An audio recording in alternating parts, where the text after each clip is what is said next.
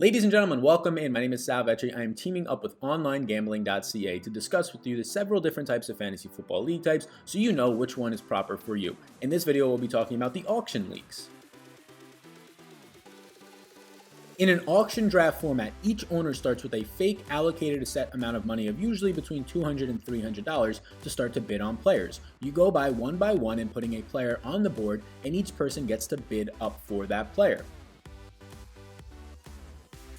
A strategy in auction leagues is to nominate a player that you don't really care too much about and put them on the board early so that some of your league mates can start to spend their money early so you have a lot of money to sit on for the players that you actually want.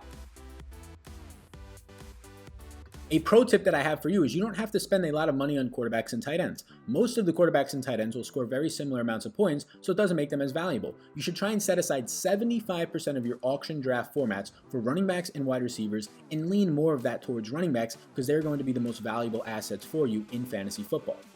And a bonus pro tip is don't overspend for players. There's going to be a time in a draft where you really like a guy and you want him so bad. But that's exactly what your league mates want you to do. They want you to spend more money so that later on in the draft, you can't buy some players that you really like. Overspending for players is a detriment to your team.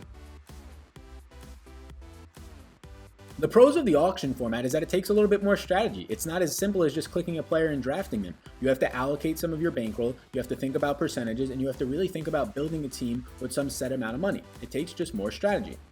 But on the flip side of that, it takes more strategy. It could also be a con for you if you're somebody who doesn't like putting in more work. If you just enjoy drafting players and going down through a draft in the traditional manner of selecting players and not having to think about how much bankroll, how much budget do I have left. So the pros are actually the same as the cons depending on your perspective and viewpoint.